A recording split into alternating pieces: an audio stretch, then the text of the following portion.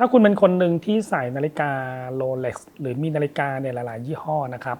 เข็มวินาทีถ้ามันไม่เดินคุณจะต้องเรียนรู้และทำความเข้าใจอย่างไรวิดีโอนี้มีคำตอบ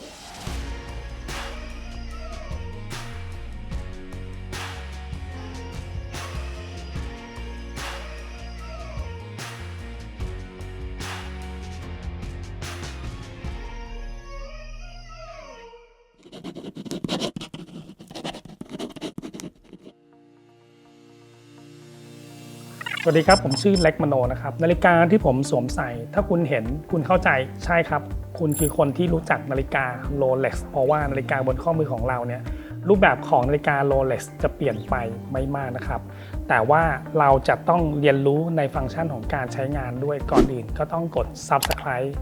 กดไลค์ให้กับวิดีโอตอนนี้ก่อนได้เลยนะครับ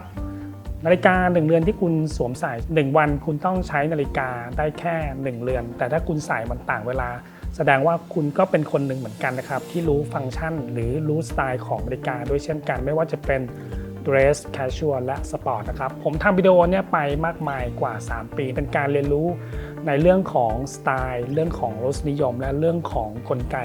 ถ้าคุณเป็นคนหนึ่งที่มีปัญหาหรือมีคำถามเกี่ยวกับนาฬิกานะครับคุณย้อนกลับไปดูในวิดีโอเก่าๆได้เลยนะครับแต่ว่านับจากนี้ไปผมจะพูดถึงคำถามที่มีคนถามผมมาบ่อยมากในระยะเวลากว่า3ปีนะที่ผมทำเฉพาะ Channel นะครับคำถามสุดยอดคลาสสิกของนาฬิกาเรือนหนึ่งถ้าเข็มวินาทีไม่เดินเราจำเป็นต้องเรียนรู้กันอย่างไรเพราะฉะนั้นในการทำการเรียนรู้เนี่ยก็เป็นการเรียนรู้เรื่องของฟังก์ชันของนาฬิกาหรือกลไกของนาฬิกาแบบง่ายๆนาฬิกาเรือนหนึ่งนะครับที่คุณใส่อยู่โดยสม่ำเสมอไม่ว่าคุณจะเริ่มต้นใส่นาฬิกามานานแค่ไหนก็ตามแต่เชื่อไหมครับว่า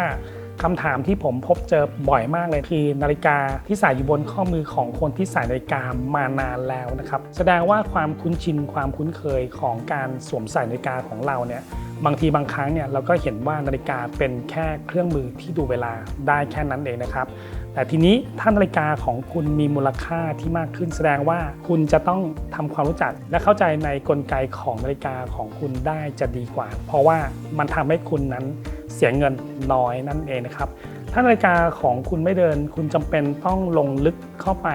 ภายในของนาฬิกาก่อนนาฬิกา1เรือน1รุ่นนะครับมันอาจจะเป็นกลไกออโตเมติกอย่างเช่นนาฬิกาโรเล็กซ์เรือนนี้นะครับและนาฬิกาของคุณถ้ามันไม่ใช่เป็นออโตเมติกก็อาจจะเป็นควอตซ์หรือเป็นแบบไขลานเพราะฉะนั้นนาฬิกา1เรือนเนี่ยถ้าเข็มมันไม่เดินคุณจำเป็นต้องรู้ให้ได้ก่อนนะครับว่าเป็นกลไกออโตเมติกใช่หรือไม่ผมจะขออนุญาตพูดถึงกลไกออโตเมติกซึ่งเป็นนาฬิกาที่นิยมและมีมูลค่าที่สูงสำหรับนาฬิกาในแบรนด์ชั้นนำของโลกไม่ว่าจะเป็น Rolex ที่ผมพูดบ่อยๆหรือเป็น AP Patek หรือเป็นแบรนด์ต่างๆเนี่ยคุณแค่เข้าใจว่านาฬิกาของคุณเป็นกลไกออโตเมติกแล้วเข็มไม่เดินให้คุณมีข้อสันนิษฐานว่ากลไกของมันนั้นเสียการสันนิษฐานของกลไกนาฬิกาของเราว่าเสียเลยเนี่ยที่จริงแล้วเป็นการสันนิษฐานเบื้องต้นนะครับแต่ว่ามันไม่สามารถช่วยอะไรเราได้เลยนะครับคุณจำเป็นต้องมีวิธีการเทสมันได้ด้วยตัวของคุณเองผมจะขอพูดทั้งหมด3กลไกนะครับเริ่มจากกลไกออโตเมติกก่อนเราจะเห็นว่าเข็มของกลไกออโตเมติกมันจะมีลักษณะของการเดินที่เป็นแบบกวาดหรือเรียกว่าเป็นการเดินแบบเรียบนิ่มถ้านาฬิกาของคุณมีความทันสมัยหรือว่าเป็นนาฬิกาในยุคสมัยใหม่การเดินจะเรียบนิ่งนะครับแต่ถ้าคุณสังเกตว่านาฬิกาของคุณเป็นนาฬิกาในเวอร์ชั่นเก่าก็ไม่แปลกครับที่การเดินกวาดของเขาเนี่ยมันจะมีจังหวะที่เดินและสะดุดแต่จะแตกต่างกับควอตซ์นะครับควอตซ์จะเดินสะดุดแต่เป็นจังหวะเพราะฉะนั้นถ้าคุณเห็นหรือคุณสังเกตนาฬิกาของคุณถ้ามันยังเดินและดีอยู่ให้คุณสังเกตจังหวะการเดินของเขาการเดินออโตเมติกเนี่ยจะมีความสมูทแบบสุดๆแต่ทีนี้ถ้าเข็มของนาฬิกาคุณเนี่ย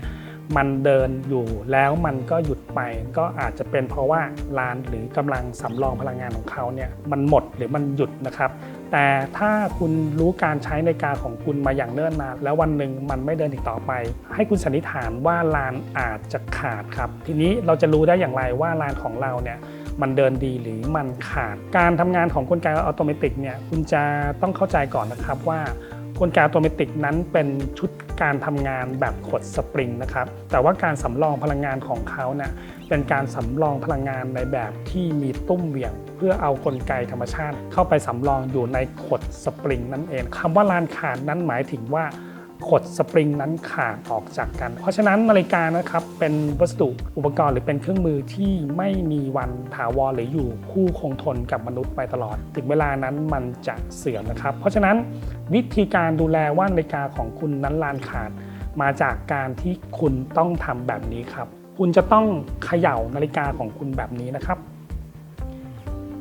วิธีการเขย่าก็จะต้องระวังด้วยนะครับถ้าคุณเขย่าแรงมากนาฬิกาอาจจะหลุดมือได้นะครับเพราะฉะนั้นการเขย่านาฬิกาให้คุณเขย่าตามหลักของตุ้มเหวี่ยงถ้าตุ้มมันเหวี่ยงแรงมากพอนะครับให้คุณสังเกตที่เข็มวินาทีถ้าเข็มวินาทีมันเดินขยักแล้วเดินถอยหลังอันนั้นแสดงว่าขดสปริงมันขาดออกจากกันนะครับหรือเรียกว่าชุดลานะขาดเพราะฉะนั้นสิ่งที่คุณต้องทำคือคุณจะต้องเสียเงินให้กับการทำงานของนาฬิกาเรือนนี้อยู่ทั้งหมด2อย่าง1คือคุณต้องเปลี่ยนชุดขดสปริง2คุณต้องล้างเครื่องเพื่อทำการคาลิเบรตใหม่แต่ว่าต้นตอของนาฬิกา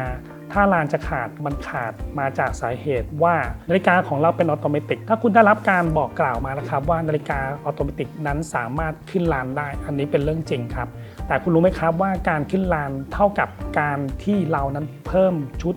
กำลังเข้าไปอยู่ในกระปุกลานนาฬิกาออโตเมติกนั้นคุณเพียงแค่ขายลานไม่กี่ครั้งก็เพียงพอเช่นคุณสามารถขายลานมันได้ประมาณ 2-3 ครั้งและคุณก็เขย่าตามแกนของลูกตุ้มคุณก็จะสามารถใส่มันได้เต็มวันแค่นั้นก็เพียงพอสำหรับนาฬิกาในแบรนด์เช่น Rolex หรือแบรนด์ไฮเอ็นด์ต่างๆแต่ว่านาฬิกาบางอย่างจำเป็นต้องใช้การขายลานที่มากพอเช่นนาฬิกาที่มีกลไกเป็นการจับเวลาแสดงว่ากลไกที่ยิ่งมีความซับซ้อนจำเป็นต้องมีการสตาร์ทหรือการเก็บสำรองพลังงานในตัวของมันเองก่อนจึงจะใช้งานฟังก์ชันจับเวลาได้แต่ว่านาฬิกาในข้อมือของผมเป็นนาฬิกาประเภท casual watch คือเป็นนาฬิกาที่มีวินาทีนาทีชั่วโมงวันที่และบอกวันไปในตัวของเขาด้วยเพราะฉะนั้นการทำงานของเขามีความซับซ้อนในแบบที่สแตนดาร์ดคุณจำเป็นแค่ต้องขายลาน 2-3 ครั้งต่อการตั้งเวลา1วันก็เพียงพอนะครับแต่มันมีการบอกกล่าวอีกประเภทหนึ่งครับนาฬิกาของคุณถ้าคุณจะต้องขายลานเป็น10-20 ครั้งนั้นคุณก็สามารถทำได้นะครับแต่ว่ามันเหมาะสมกับ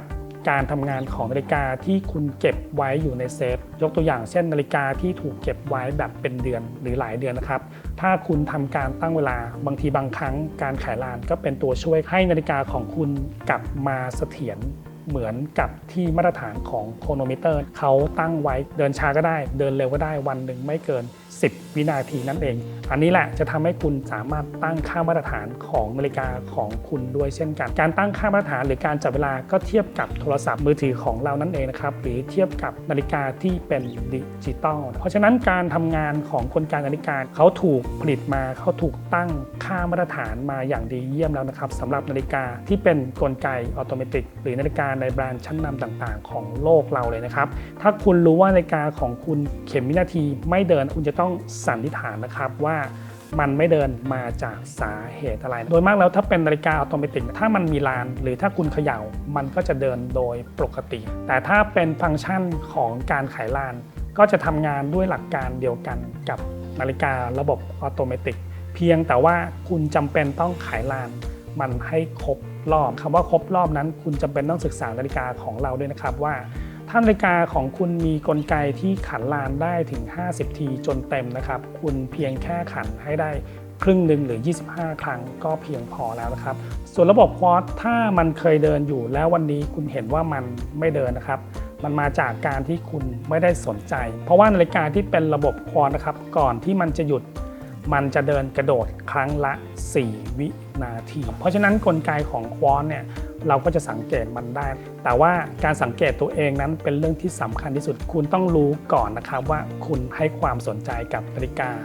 บนข้อมือของคุณมากแค่ไหนแยกแยะให้ออกนะครับว่าเป็นกลไกออโตเมติกขายลาน